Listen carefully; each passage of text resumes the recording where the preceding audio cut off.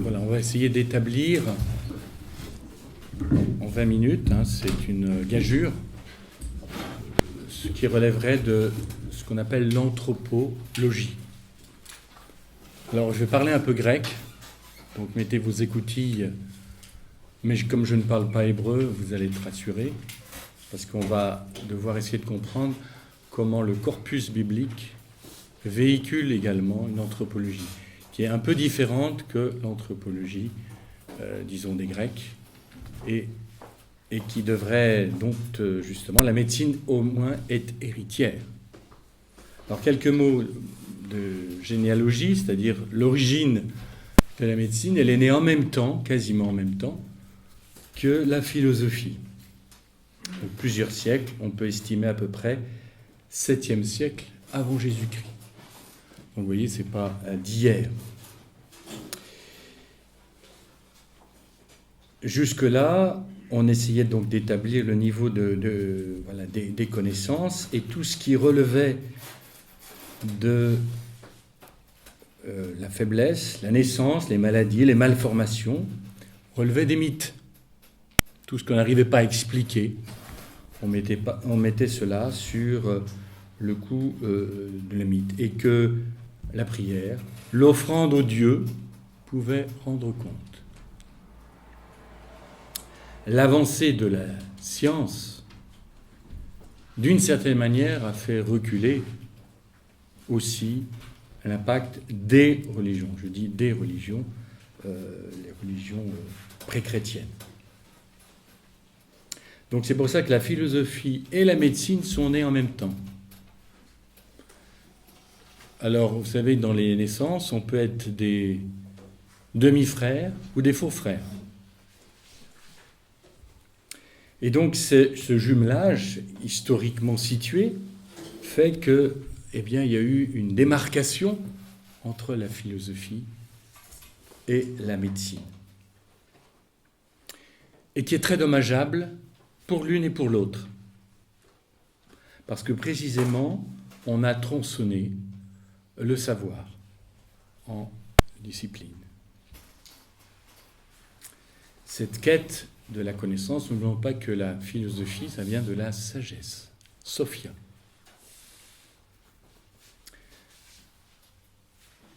Je donne quelques grands noms: Pythagore, Thalès, Millet, Empédocle, évidemment Hippocrate était philosophe, et pas seulement médecin. C'était des mathématiciens. C'était des encyclopédies, comme on en a connu jusqu'au XVIIIe siècle. Une espèce de savoir holistique, un savoir général, surtout. Aujourd'hui, c'est l'ordinateur qui détient ce savoir, c'est plus l'homme. Aucun savant d'aujourd'hui se prétendrait avoir, je dirais, l'universalité du savoir.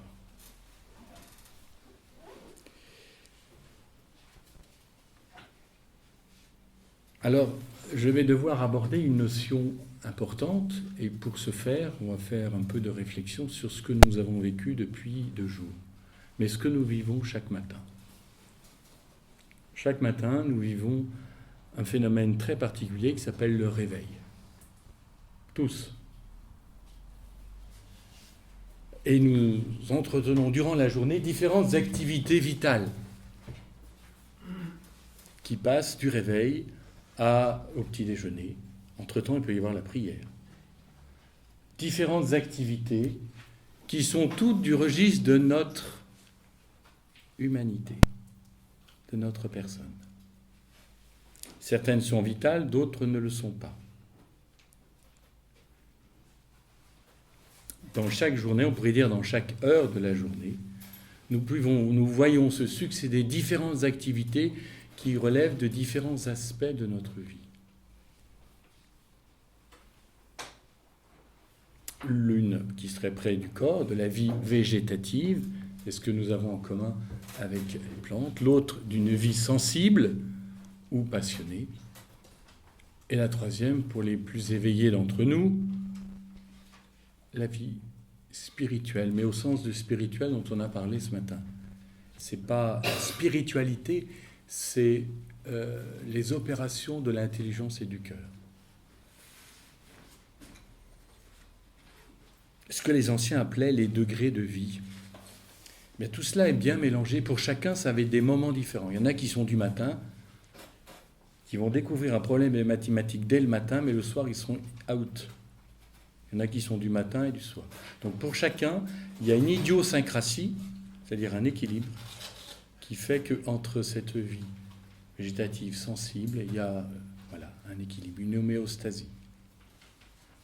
Qu'est-ce qui rend compte de cette unité? C'est bien moi qui à chaque fois vis les différentes étapes, comme vous les vivez, et qui sont pour autant multiples, diverses, insubstituables.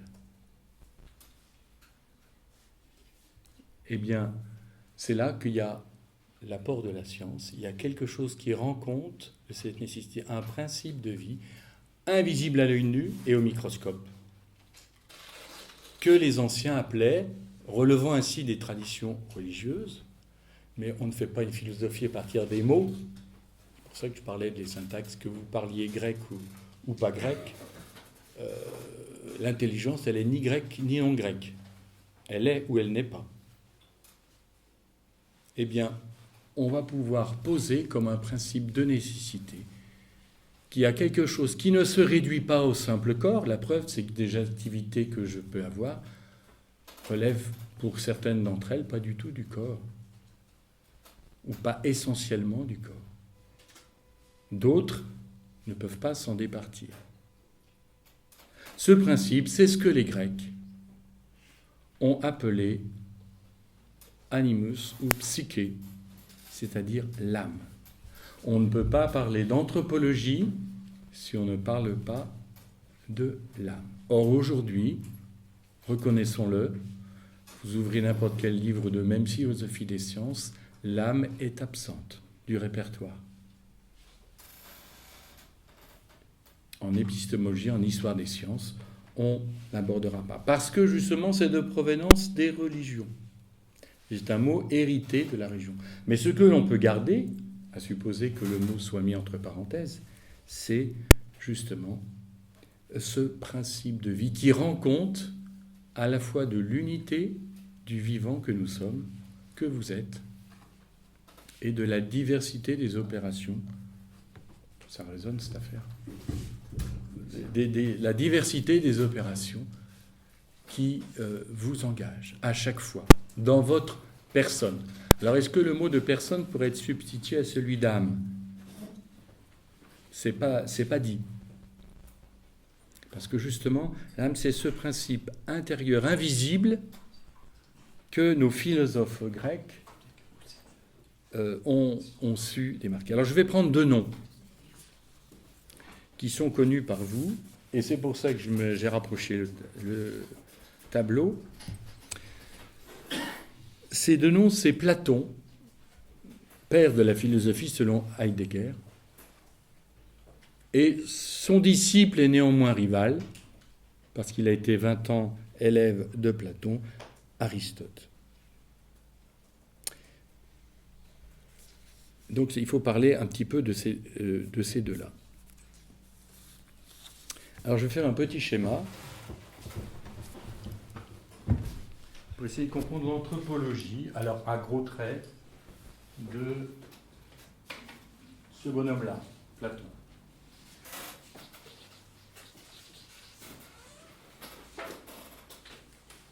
Pour Platon, il y a comme trois âmes. Alors retenez bien l'expression, parce que la tripartie est importante. De la même manière que pour lui, il y aura trois niveaux de corps. Alors parlons du en bas. L'âme d'en bas, il appelle ça l'épithumia. L'épithumia, c'est le désir, la partie désirante. Celle des instincts, celle des besoins vitaux, on dirait, nous, la vie végétative. La deuxième, l'aspect de l'irascible, la vie des passions. Alors on appelle ça en grec thumos.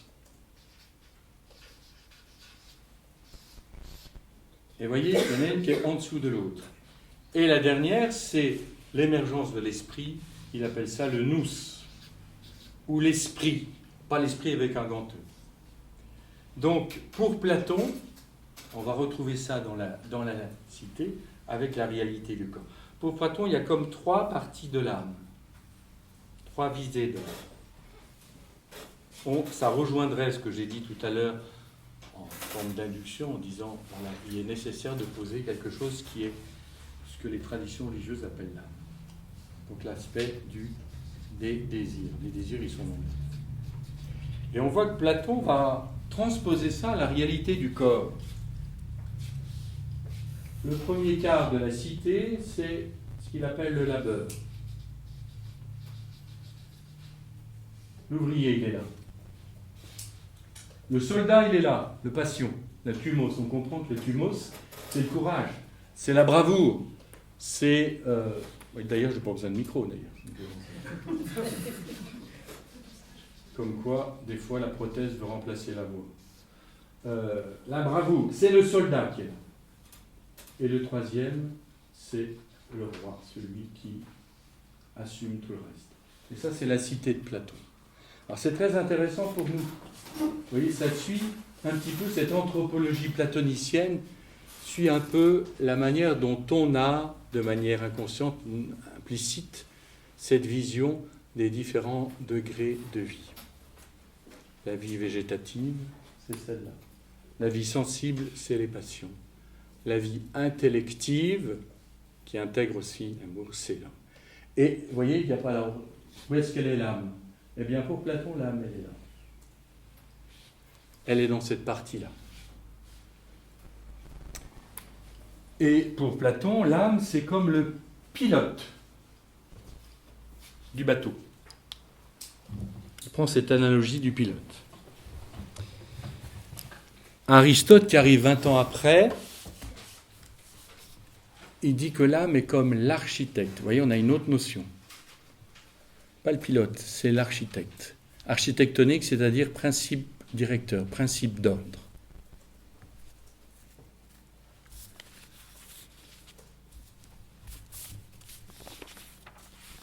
Alors, donc, on va essayer de comprendre, et prendre un autre exemple aussi, il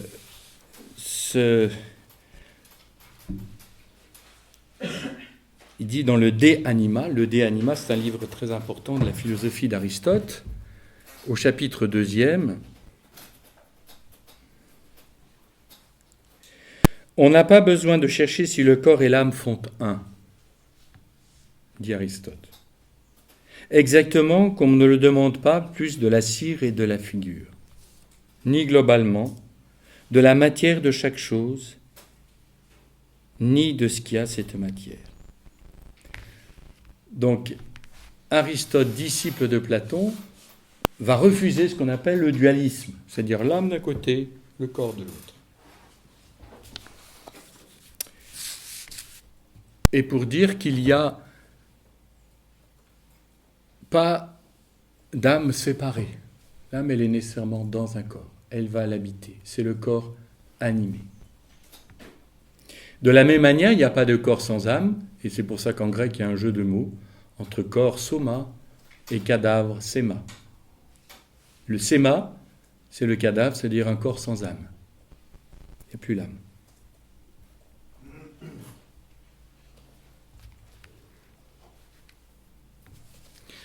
Donc, Aristote ne va pas s'interroger, il y a des livres perdus d'Aristote, entre autres le livre sur Dieu, comment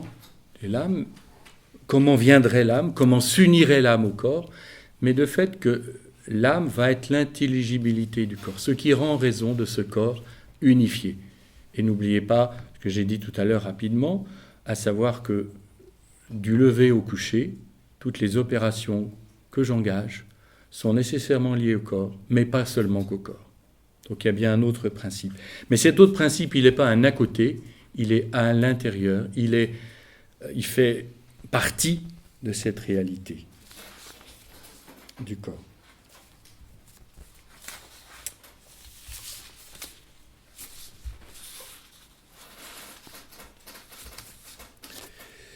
L'âme est donc la réalisation, et Aristote dira, elle est comme l'acte d'un corps doué d'un mouvement spécifique, le mouvement vital. Et c'est dans la métaphysique d'Aristote qu'il explique ces rapports entre l'acte. Ce matin, on parlait d'énergie.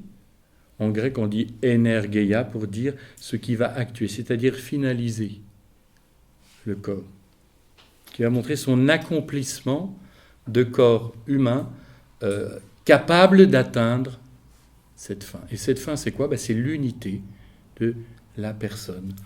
On est engagé dans un devenir. Le mouvement, et donc il va développer, entre autres, dans la métaphysique, des aspects qui touchent l'hygiène. Et je vais essayer de retrouver ce point un peu plus loin. Voilà. Et il dira, par exemple, « Tel remède a soulagé Callias, puis Socrate, pour plusieurs autres, pris individuellement. » Autour de, voilà, donc de la santé, qu'il appelle en grec « igeia », la santé. Qu'est-ce que c'est que la santé ? C'est le passage d'un état à un autre état. Il y a une altération, il y a un changement d'état. Eh bien, Aristote va dire que ce changement d'état, ça implique la techné. Et on retrouve ce qu'on disait ce matin, vous voyez, on retombe sur ses pieds, sur la science médicale qui implique un savoir, donc une technique. Mais techné au sens d'Aristote, c'est pratique. Il ne dit pas épistémé, il dit techné. Donc c'est-à-dire c'est la manière dont la science va s'appliquer à telle chose. Alors ceci est très important parce qu'aujourd'hui on a dépossédé techné de sa dimension pratique. On a confondu techné et épistémé. Pas la même chose dans le grec. Pour Aristote, la techné désigne l'une des formes de ce changement, les choses qui deviennent. Et il y en a qui changent. D'autres qui changent par nature, d'autres par techné ou d'autres par hasard, dit-il dans la métaphysique. Donc il dit que c'est clair que la médecine est une techné, puisqu'elle est une activité qui opère le changement entre deux états, celui du malade et celui de l'homme sain. Donc ceci a quand même d'importantes conséquences. Et qui rapprocherait justement la médecine, autant au sens où Aristote en parle, de la manière dont l'artiste, mais pas au sens, voyez, du manuel dont je parlais tout à l'heure, mais va essayer de trouver, avec ce qu'il appelle cette matière préalable, comment retrouver. Alors pour les anciens, j'ai lu également Canguilhem, qui est un grand philosophe et également médecin. Plutôt il était médecin, il est devenu philosophe, comme Karl Jaspers et comme beaucoup d'autres. Que l'état dit normal n'est pas un retour, ce que j'expliquais ce matin au repas, n'est pas un retour à l'état qui précède. Quand quelqu'un a opéré une maladie, il retrouve un état sain, mais ce n'est pas le même qu'avant. Pourquoi ? Parce que le corps a enregistré la maladie par laquelle il est passé. Donc il est autre, même s'il est sain, mais il est autre. Et ça c'est très important parce qu'il n'y a pas de retour. Le mouvement pour Aristote, il est toujours tourné vers l'avant et pas vers l'arrière. Sinon, on appelle ça la régression.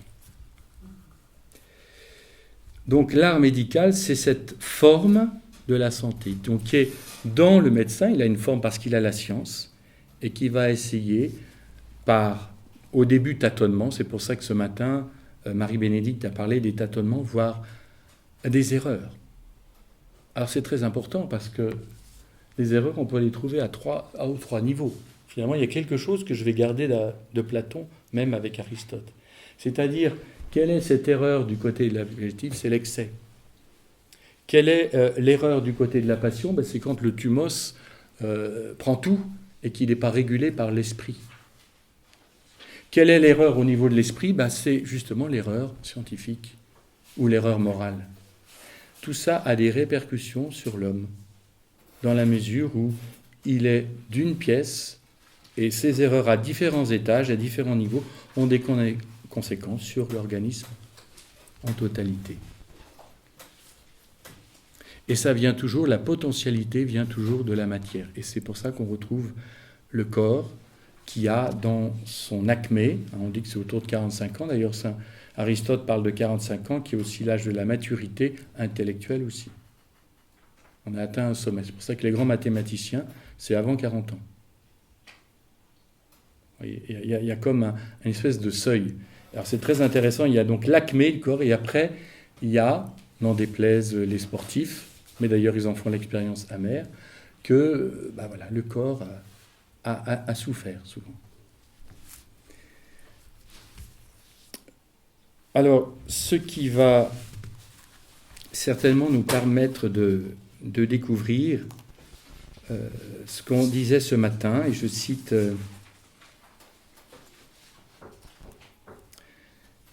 un peu Canguilhem dans Le normal et le pathologique, à propos de la santé.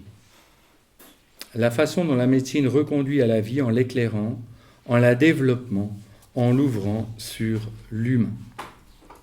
Donc je n'aurai pas le temps d'insister sur les implications de la médecine, ce sera peut-être dans le débat ce soir, dans la discussion, mais je vais quand même dire quelques mots sur l'approche sémitique. On rentre dans un autre registre. L'approche sémitique, c'est tout à fait autre chose, mais c'est aussi, ça marche par trois. C'est quand même très étonnant, on a retrouvé ça. C'est trois mots, nefesh, bazar et roua. Très important, il faut voir ces trois.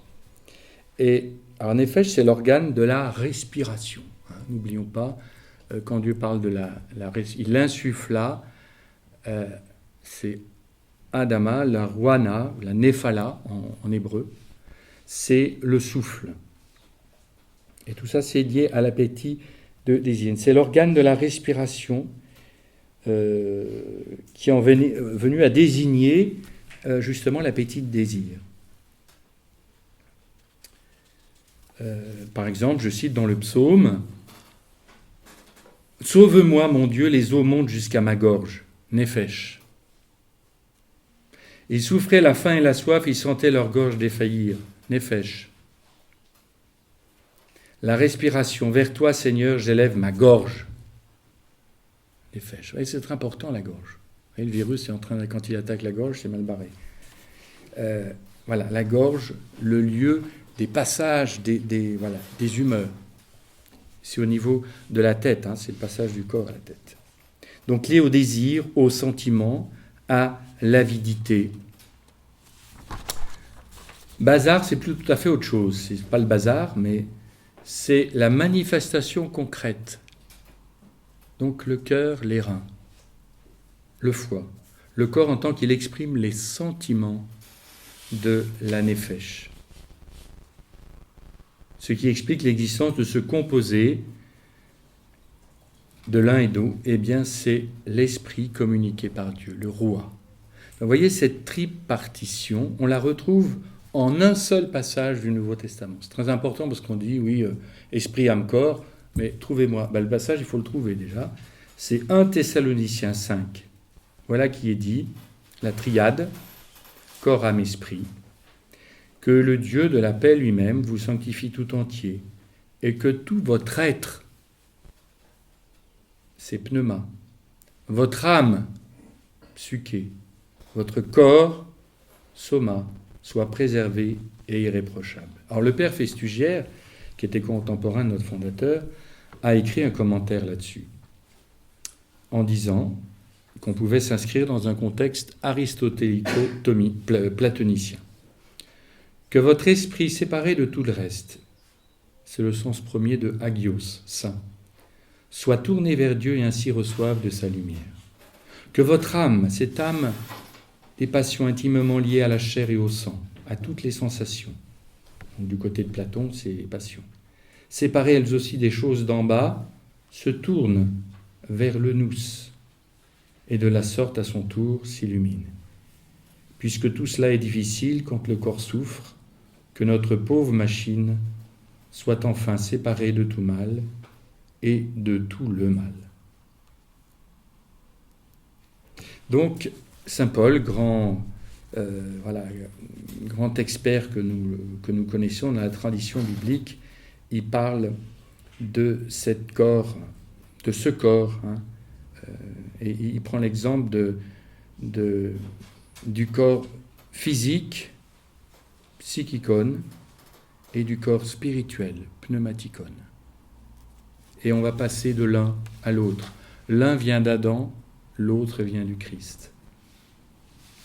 Et donc, sans doute que justement la médecine est pour favoriser quelque chose qui va la dépasser, comme elle dépasse la philosophie, ce passage où le corps prend le dessus, là où le corps est un adjuvant, un acolyte, et pour petit à petit entrer dans cette vision. Voilà, je crois que j'ai dépassé le temps, mais comme c'est un sujet très vaste, vous voyez, 7 siècles, hein, on est à moins 7 avant Jésus-Christ, et là on est en l'an 2020, donc c'était un peu court. Merci de votre attention.